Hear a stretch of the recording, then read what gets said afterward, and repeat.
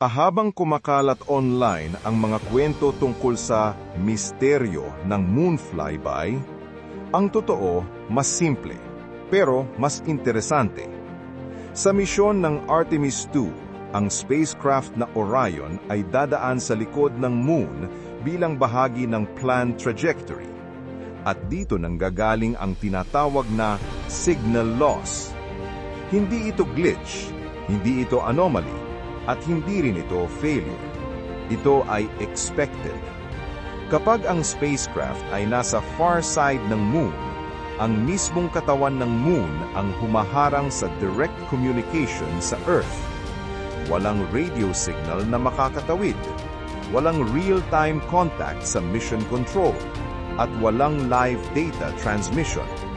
Kaya sa loob ng ilang minuto hanggang humigit kulang 40 minuto, ang spacecraft ay fully autonomous.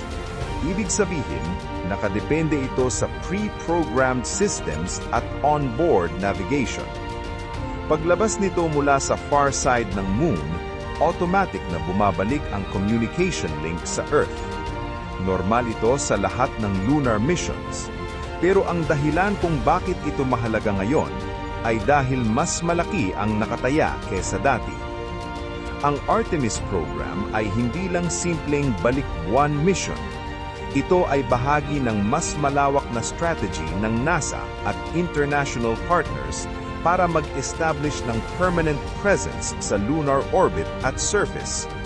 Kasama dito ang testing ng deep space communication systems at paghahanda para sa future Mars missions.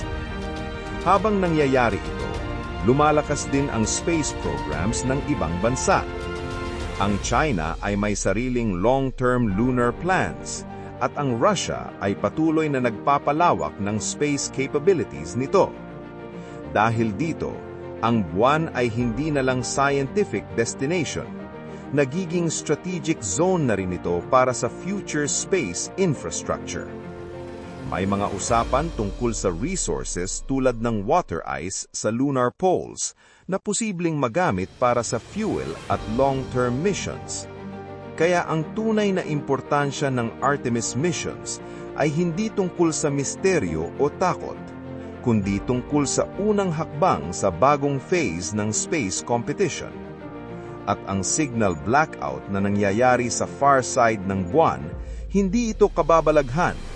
Ito ay simpleng limitasyon ng physics sa communication in deep space. Pero sa geopolitics ng hinaharap, ang mga sandaling iyon ng